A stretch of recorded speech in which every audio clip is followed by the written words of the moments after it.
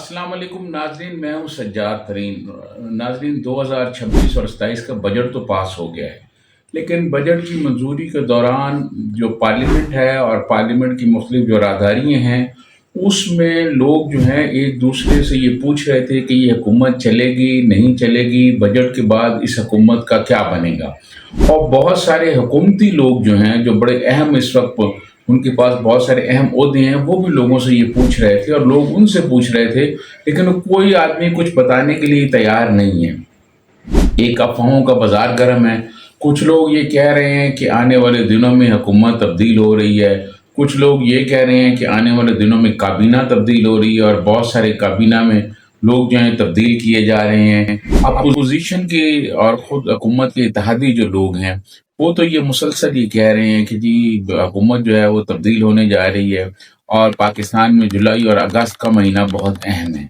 अब देखना ये है कि क्या कोई जुलाई और अगस्त है, क्या उसमें वाकया तब्दीली है।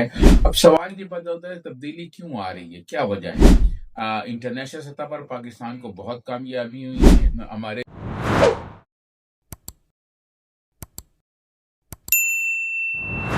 फील्ड मार्शल जो हैं, उनकी कोशिशों से सफारती सतह पर बड़ी कामयाबियां हुई हैं और इन कामयाबियों की वजह से मतलब ईरान और अमेरिका के दरमियान जो है वो सुलह हो गई है और मामला बहुत बेहतरी की तरफ जा रहे हैं और उम्मीद की जा सकती है कि बड़े मामला बेहतर होंगे। और बैनुल अक़वामी सतह पर और सफारती सतह पर तो पाकिस्तान को बड़ी कामयाबियां हुई हैं।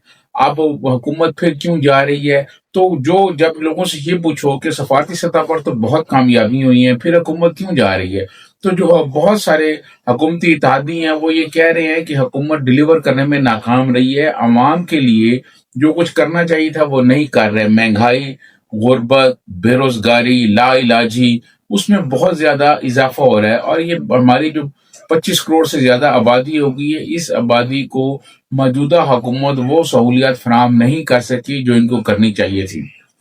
और कुछ हुकूमती इत्तेहादी तो ये भी कहते हैं कि इनको इसलिए लाया गया था कि ये इमरान खान की मकबूलियत का मुकाबला करेंगे और इमरान खान की मकबूलियत को कम करेंगे, लेकिन ये इमरान खान की मकबूलियत कम करने में नाकाम रहे हैं, बल्कि इमरान खान की मकबूलियत में मुसलसल इजाफा हो रहा है। और अब तो आज़ाद कश्मीर में भी इमरान खान की जो पार्टी है उसको बतौर पार्टी तहरीक इंसाफ रजिस्टर्ड करने और उनको इंतखाबी निशान बल्ला देने का आज़ाद कश्मीर हाई कोर्ट ने जो है वो आर्डर भी जारी कर दिया है। तो अगर यहाँ इंतखाबात होते हैं तो फिर कैसे रोका जा सकता है। जो पीटीआई की मकबूलियत है, इमरान खान की जो मकबूलियत है, उसको ये कम करने में मैं समझता हूँ ये हुकूमत नाकाम रही है। गुर्बत, बेरोजगारी और महंगाई को कम करने में ये हुकूमत नाकाम रही है। जो बजट दिया गया है उस बजट में भी गरीब आदमी और आम आदमी के लिए कोई रिलीफ नहीं दिया गया।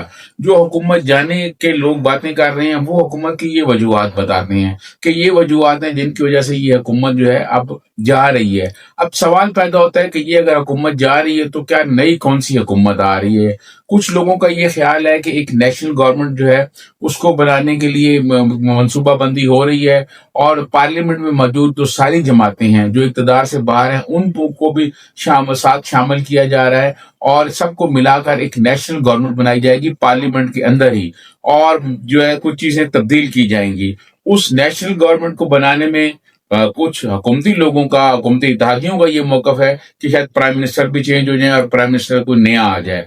कुछ लोग ऐसे लोगों के नाम ले रहे हैं जो अभी तक काबीना में मौजूद हैं और एक वजीर का नाम लिया जा रहा है जो इस वक्त भी काबीना में मौजूद है और बड़े अहम है, उनका नाम लिया जा रहा है कि वो हो सकता है कि नेशनल गवर्नमेंट के शायद हेड वो बन जाए। कुछ बिलावल भुट्टो जरदारी का नाम ले रहे हैं, कुछ और लोगों, किसी के पास कोई वाज़ेह वो नहीं है कि क्या अगर ये हुकूमत जाएगी तो फिर आने वाली हुकूमत जो है वो कौन लेके आएगा और किस तरह होगी।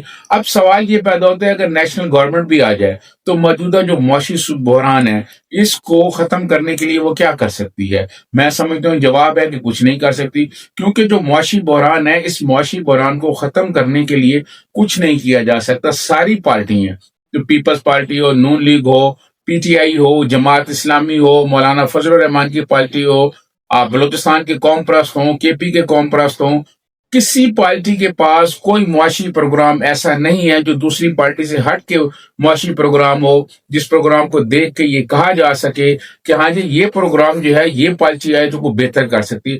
میں سمجھتا ہوں ساری پارٹیوں کا معاشی پروگرام ایک ہی ہے، اور ایک ہی معاشی پروگرام رکھنے والی جو سیاسی جماعتیں ہیں وہ عوام کے لیے کیا بہتری لا سکتی ہیں۔ اور آپ کو یاد ہوگا کہ جب ہمارے فیلڈ مارشل صاحب جب گئے تھے اپنا کیا نام ہے کراچی میں، تو کراچی میں وہ تاجروں سے ملے تھے چند ماہ پہلے، تو تاجروں نے کہا تھا جی کم از کم 30 سال کا منصوبہ ہونا چاہیے جو معاشی طور پر عوام کی بھی بہتری ہو، ملک کی بھی بہتری ہو۔ یہ 5 5 سال پہ جو حکومتیں آتی ہیں اور پھر چلی جاتی ہیں، یہ پلان کوئی کامیاب نہیں ہو پا رہے، تو 30 سال کا ایک معاشی پلان دے کے اس پر عمل درآمد کرایا جائے۔ اب کچھ لوگ یہ بھی کہہ رہے ہیں کہ 30 سالہ پروگرام جو ہے وہ اگر دیا جائے تو اس پر عمل درآمد کرانے کے لیے پھر جو حکمران جو ہے ایسے ہونے چاہیے جو اس پہ عمل درآمد کرا سکیں۔ پھر ٹیکس کا جو ادارہ ہے FPR، میں سمجھتا ہوں وہ ٹیکس کی جو مطلوبہ ٹارگٹ تھے اس کو تو پورے کرنے میں ناکام ہو گیا ہے۔ FBR کے اپنے لوگوں کی دولت میں اضافہ ہو گیا ہے۔ اس بارے میں تو راشد نگڑیال صاحب بہت وہ کہہ رہے ہیں کہ جی میں نے یہ میرٹ پہ کر دیا، وہ میرٹ پہ کر دیا، لیکن FBR کی پرفارمنس جو ہے وہ کوئی اچھی نہیں ہے۔ یہ ساری صورتحال دیکھ کے اسلام آباد میں مختلف افواہیں پھیل رہی ہیں کہ جی حکومت تبدیل کی جا رہی ہے، حکومت تبدیل نہیں کی جا رہی، اگر کی جا رہی ہے تو کیوں کی جا رہی ہے۔ اب کچھ لوگ یہ بھی کہتے ہیں کہ یہ اگر حکومت تبدیل کی جا رہی ہے تو کیوں کی جا رہی ہے، کون سا ایسا کام ہے جو اس حکومت نے نہیں کیا۔ لیکن جو ان کے اتحادی ہیں یا ان کے مخالف ہیں وہ یہ کہتے ہیں کہ جو ان سے امیدیں تھیں کہ یہ عمران خان کی مقبولیت کم کریں گے، غربت کم کریں گے، بے روزگاری کم کریں گے، ایک بیانیہ بنائیں گے، اس بیانیہ بنانے میں بھی یہ حکومت ناکام رہی ہے۔ تو یہ وجوہات تھیں جو سارے پہلو میں نے آپ کے سامنے رکھ دیے۔